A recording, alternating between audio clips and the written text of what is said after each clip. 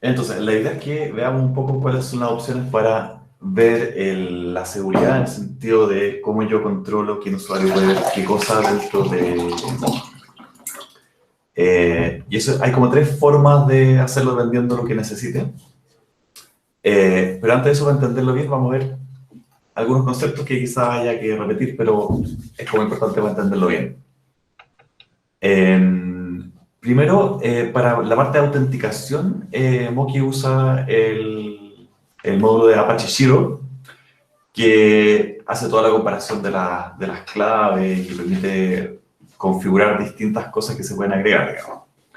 Y dentro del Apache Zero se diferencia la autenticación y la autorización con el auth-c, que es la autenticación, por authentication, y auth-z, que es la authorization. Y eso se refleja también dentro de Moki en las entidades que se usan para configurar esto, ¿ya? Y lo importante es para gente que es más nueva en Moki este concepto de artefacto, que dentro de Moki se le llama artefacto a todo lo que se usa para construir la aplicación. Entonces, incluye en general se compone de archivos XML, pero hay otras cosas donde es directamente un script, digamos, una clase Java, etc. Pero son todos los elementos con los cuales yo puedo construir la aplicación, que típicamente incluye las entidades, las pantallas, los formularios, las transiciones, los servicios, incluso los ECAs. Y hay también otro código que puede ser código Groovy, Java, etc.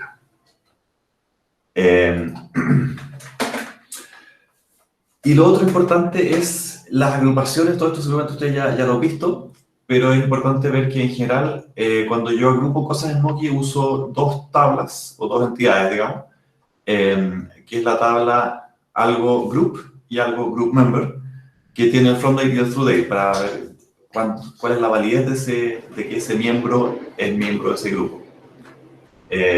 Por lo tanto, yo puedo sacar y volver a meter miembros al grupo, etc. Y va quedando la historia también.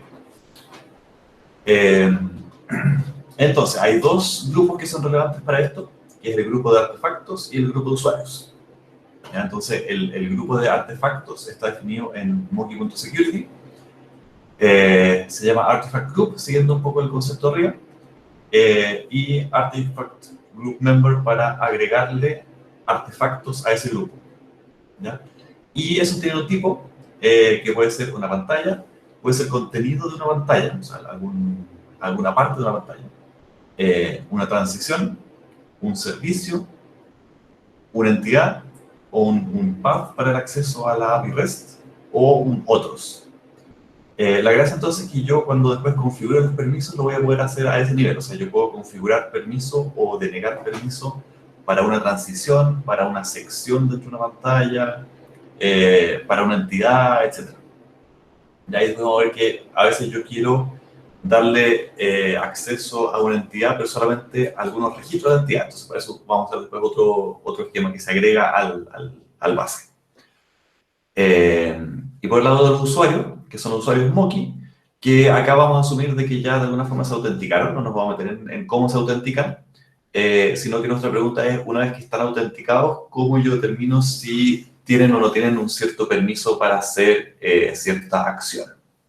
Y para eso tengo obviamente el grupo de usuarios. En general, yo no puedo darle permiso a un usuario específico, sino que siempre lo hago a nivel de grupo, lo cual tiene sentido, digamos. Y en el peor de los casos, si quiero darle acceso a un usuario específico, tendría que crear un grupo donde está solamente tu usuario. Así que también se podría hacer, digamos, un poco más engorroso, pero en general uno casi nunca lo necesita así.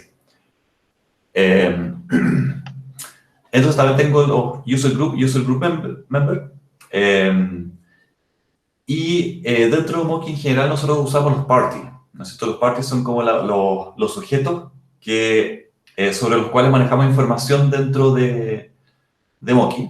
Entonces muchas veces ocurre que un sujeto también tiene un usuario, no todos, ¿ya? O sea, y no todos los usuarios están asociados a un sujeto tampoco. Por ejemplo, nosotros tenemos en los sitios demo tenemos el Moit admin, que no está asociado a un party.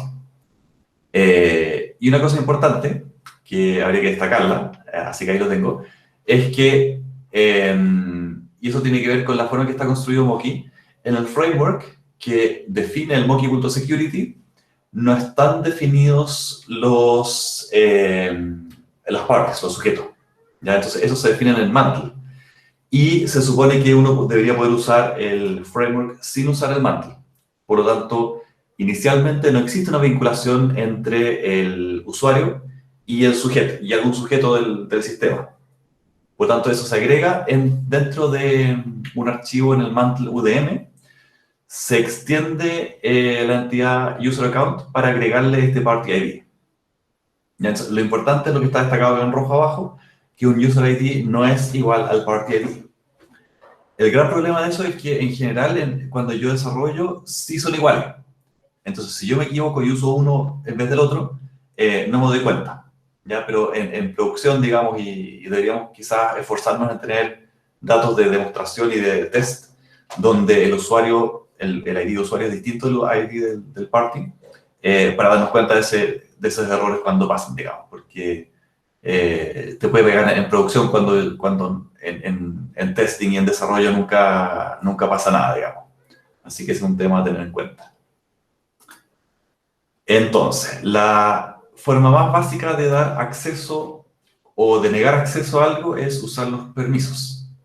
Para eso hay una entidad que se llama Moki Security User Permission, que tiene como llave primaria el User Permission ID, y entonces hay una asociación a un user group de ese permiso usando la entidad user group permission. Los nombres son como más o menos obvios, pero cuando uno ya lo sabe, digamos, pero cuando uno lo lee así no necesariamente. Entonces yo puedo hacer la consulta de si tal usuario tiene tal permiso o no, usando en la fachada de usuario, el s.user, puedo usar entonces el método hasPermission y le entrego la llave primaria del permiso y me devuelve un true o un false. Así de fácil. Y con eso yo puedo decidir si le permito al usuario hacer tal acción, si le muestro tal botón o no, etc. ¿Ya? Entonces, eso, tal como los otros, no se puede asociar directo a un usuario, sino que siempre a un grupo de usuarios.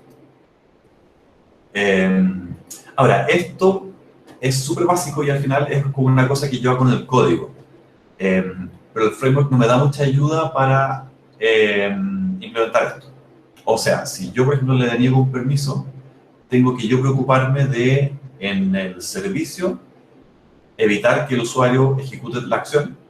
Y probablemente en la interfaz gráfica también me interesa que él no vea la acción, porque para qué tengo que entrar un botón que si lo aprieta, lo va a decir que no lo puede hacer. ¿Ya? Entonces la gracia es que con los botones, la otra forma de control de acceso, con la OZ, el framework de Moki me ayuda. Y si bien lo básico y lo que ya hemos hablado un par de veces, es que hay que implementar la seguridad a nivel de donde se ejecuta la acción y no a nivel de esconderle esa acción a nivel de interfaz gráfica, digamos, porque en el fondo el usuario puede manejar el browser a su antojo y generar todas las interacciones que quiera, independiente de que el browser se la muestre o no se la muestre, digamos, se la puede inventar, sobre todo si sabe que existe. Y además, por otro lado, está la parte de interfaz gráfica. La idea es que las dos estén interconectadas, digamos. O sea, si yo sé que no tiene permiso ese usuario para ejecutar tal acción, no se la muestro. Pero no basta no mostrarla, sino que también tengo que validar una vez que llega el requerimiento al servidor si tiene permiso o no tiene permiso para ejecutar la acción. Entonces, la segunda, que es un poquito más elaborada, forma de control de acceso es el control de acceso usando el auth-z. Ahora, para eso hay un par de cosas que no lo habíamos dicho a nadie a partir sobre el Artifact Group Member, que tiene 3 campos adicionales que son relevantes.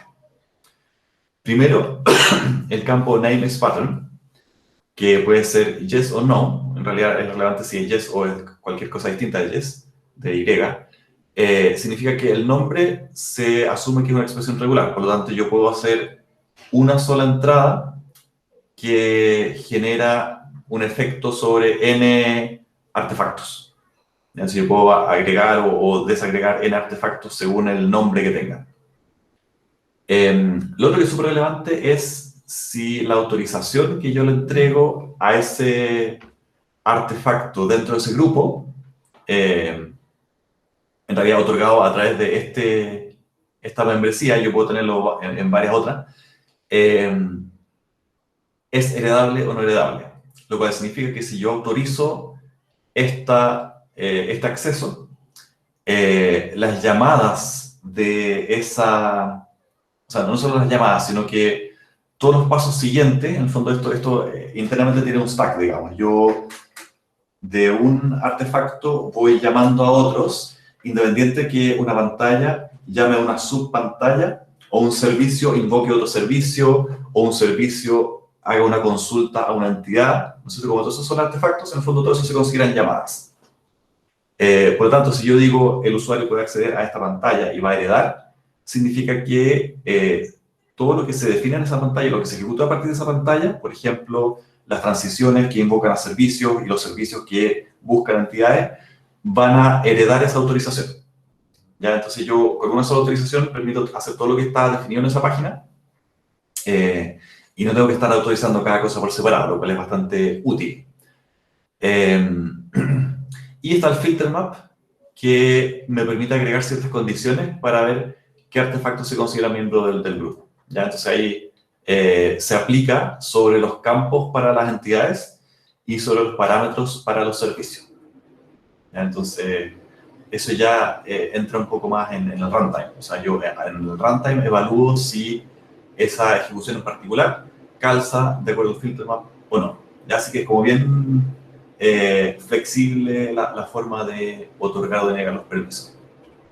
De hecho, podríamos ponernos creativos con un par de ejemplos y hacer cosas locas, digamos. Entonces, ¿cómo funciona esto? Tenemos entonces la entidad artifact_auth, que esencialmente asocia una regla para que un usuario que tengo dentro de un user group, ¿no es cierto?, accede a un artefacto que está en un artifact group y yo tengo que evaluar si lo doy permiso o no le doy permiso. Para eso yo especifico estos tres elementos, el action enumID, que significa cuál es la acción que estoy generando. Y aquí ya depende un poco de la configuración también. Yo puedo definir que, por ejemplo, un cierto acceso es read-only en algunas pantallas o cosas así. Y también puedo definir que ciertos servicios son read-only, lo cual va a evitar entonces que yo haga modificación en la base de datos, por ejemplo, en esos servicios. Entonces, se especifica las acciones que están ahí, que son las típicas acciones CRUD, pero no tienen las siglas CRUD, sino que tienen CBUD y tienen la OR que aplica a cualquiera, ya que es como el comodín. Por lo tanto, yo puedo entonces, esto tiene harto sentido cuando pensamos en las entidades, que yo las puedo crear, ver, actualizar, borrar. En los servicios no tanto, pero hay una traducción al final. Pero uno podría pensar que los servicios, normalmente un servicio se asume que hace todas las operaciones, pero yo voy a especificar que un servicio no puede hacer otras operaciones más que vista, digamos. Pero creo que no se puede diferenciar, no me acuerdo ahora, entre la creación, modificación y borrado. Ahí sí que no estoy seguro que se pueda hacer algo más específico que eso. Después está el tipo de autorización que voy a dar, que puede ser el allow. Yo puedo, por defecto yo no puedo acceder a nada, por lo tanto me tienen que dar un permiso de allow para poder acceder. Además de eso me pueden dar un deny que anula un allow previo. Por ejemplo, si yo estoy heredando y después más abajo, o sea, más dentro de la ejecución, yo tengo un deny, entonces digo, ya, si ya, a pesar de que están heredando un allow, yo tengo una regla que deniega para este usuario en esta ejecución esta acción. O bien puede ser un always allow que anula el deny, o sea que yo lo puedo hacer sí o sí, siempre. Así que tengo como 4 niveles. Por defecto no lo puedo hacer.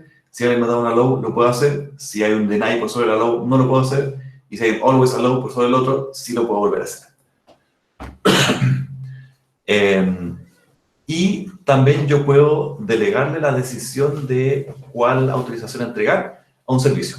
Cuando las cosas son más complejas, yo puedo decir entonces ya cada vez que alguien quiera acceder a esto, ejecuta este servicio y ese servicio va a devolver uno de los valores allow, deny o always allow. Y ahí se pueden hacer cosas súper complejas, digamos. ¿Cómo se usa esto? Lo normal es que uno, por ejemplo, a nivel de un screen, uno diga, tal grupo usuario puede acceder a este screen para hacer todas estas cosas. normalmente uno hereda eso, porque si no es un cacho, una que lo traté de hacer, digamos, y me aburrí a la media hora, de especificar cada una de las transiciones, de los accesos a las entidades y otras cosas que uno realmente ni se entera que se hacen cuando hace la pantalla, pero al final igual se hacen, digamos. Entonces, la gracia es que usando la herencia me facilita muchísimo esa parte. Y claro, lo que les decía, el enforcement de esto se hace a nivel del framework al momento de ejecutar, pero la gracia es que cuando se hace rendering, en el fondo, si yo, por ejemplo, no tengo permiso para ver una pantalla, no me la va a mostrar. Si yo no tengo permiso para ejecutar una transición, por ejemplo, no me va a mostrar el botón asociado a esa transición, o cuando es un formulario, típicamente me va a poner el botón en gris deshabilitado, cosa que yo no puedo apretar. Entonces, para mí visualmente ya es obvio de que, parece que existe eso, pero no tengo permiso. Y en muchos casos ni siquiera lo veo porque no tengo permiso. Entonces, eso hace que esto aplica a todos los links que se generan internamente, digamos, que no son links HTML directo, sino que son links generados por la aplicación, donde la aplicación lo traduce a cuál es la URL final a la que tengo que acceder. Y la parte de Entity Filters, que me permite entonces ser más específico aún, y decir, cuando a lo que estoy accediendo es una entidad, yo quiero permitirle al usuario ver ciertos registros, pero otros no. ¿Ya? Y esto aquí, si digo alguna champanada antes, me avisa porque ustedes me metí un poco más en esto últimamente. Así que esto lo hice un poco a la rápida. Pero creo que es más bueno esto. Entonces, la gracia es que yo, por ejemplo, podría ver, y para esto se usa, de hecho, podría ver órdenes solamente asociadas a mi unidad organizacional y no las de los demás. O bien yo puedo ver los activos, aquellos instancias de productos en este caso, de las que yo soy dueño y que están en la bodega. Entonces eso permite, por ejemplo, si yo quiero hacer un manejo de productos de tercero en una bodega, podría darle un acceso al sistema y esto me permitiría de forma muy fácil hacer que ellos vean todos los productos de los cuales son dueños y los demás no los ven.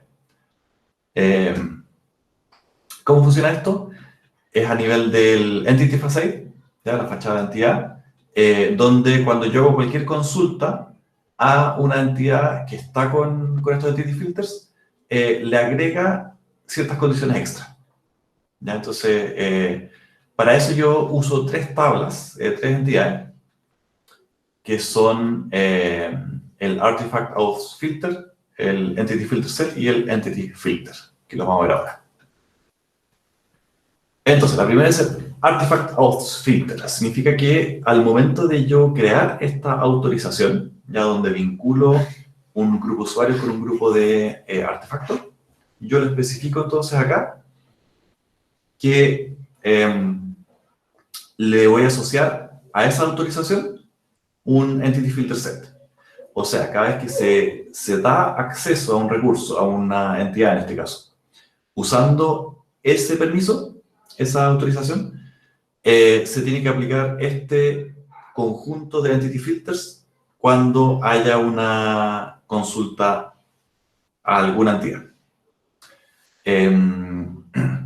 Además de especificar la llave primaria del Artifact Auth y del Entity Filter Set, hay un campo que se llama el ApplyCont, que en el fondo yo puedo poner una expresión Groovy que tiene que ser booleana para que me determine si se aplica o no este Entity Filter Set en específico. ¿Ya? Entonces, con eso yo puedo en algunos casos aplicarlo, en otros casos no.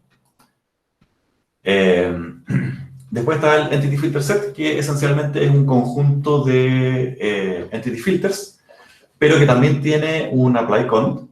¿Ya? Entonces yo a nivel de Entity Filter, independiente, o sea, y esto es para todo este Entity Filter no asociado a la autorización específica, yo puedo aplicar una expresión Groovy para determinar si se aplica o no se aplica.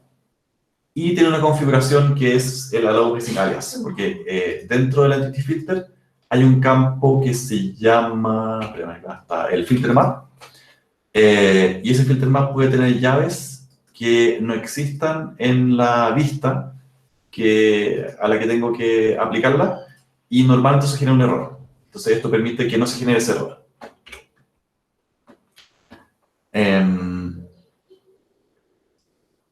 Ok, y el Entity Filter es el que aplica el filtro propiamente tal, que incorpora un Entity Name, me dice a qué entidad aplica este filtro, cuáles son los valores permitidos en el filter map, ¿ya? Y ese filter map puede ser... Ah, no lo puse explícitamente, pero puede ser... Ah, sí, pues una mapa o una colección. Si es un mapa, por defecto, la comparación que yo voy a usar es que yo voy a permitir entonces cualquier... o sea, tiene que ser igual. Entonces, ahí yo, por ejemplo, podría decir, si es que el dueño es igual a el ID, el party ID de la persona que está consultando, yo le muestro ese valor y si no, no. Y ahí con eso, entonces, yo solamente le voy a mostrar aquellos elementos en los cuales él está categorizado como dueño. Pero también puede ser una colección. Y eso se usa porque, por ejemplo, en el caso de Monkey, yo puedo estar asociado a varias instituciones, o sea, a varias unidades organizacionales, por ejemplo.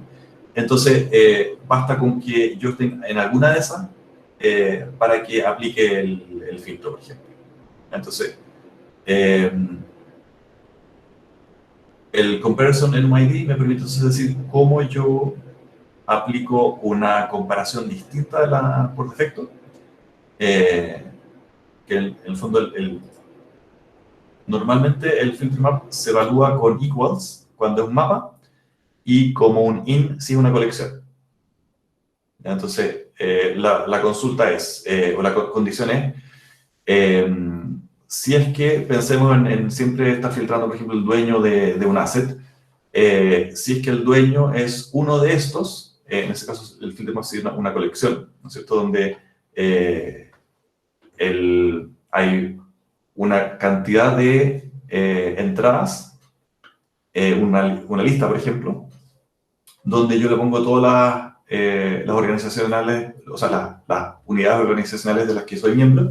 Entonces, cualquiera de esas que sea la dueña del asset, por ejemplo, va a decir, ok, este registro pasa. Y lo otro que se puede configurar acá es el join OR.